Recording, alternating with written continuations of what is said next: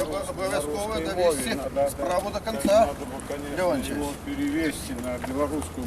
Я не в состоянии, потому что я никогда не учился. Ну так вы подрихтуйте, а мы переведем.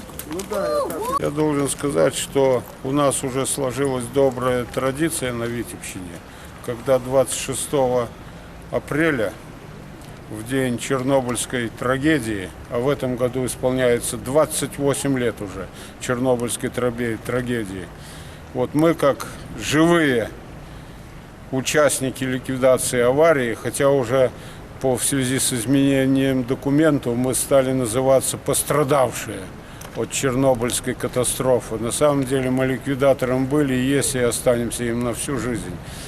Вот. Что мы каждый раз опускаем венок, проводим небольшой митинг и опускаем венок на воды Двины. Я кажу, для истории. Вот эти загнуть бы надо. Ну вот, загнуть. А все не надо.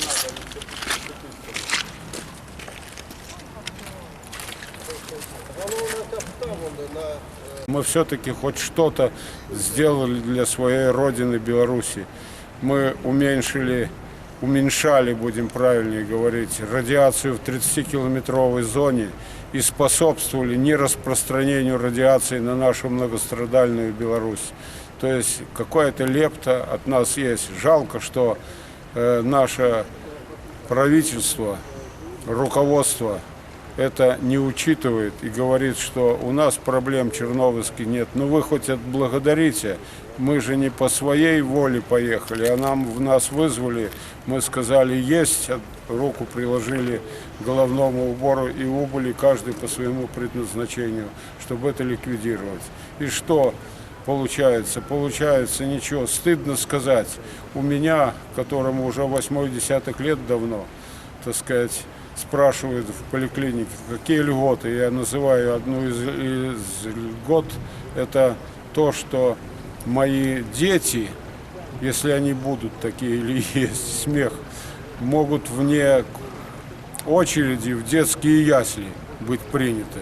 Но это, скажите, не кощунство, не издевательство над людьми, так сказать, издевательство самое начальное.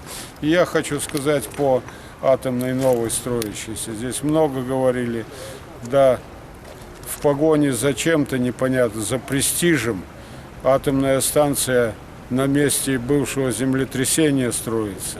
Атомная станция расположена так, что роза ветров и господствующие ветра дуют на нашу Беларусь. 2. И 3. Любое проживание, даже на исключительно хорошей станции вблизи, является небеспечным для народа.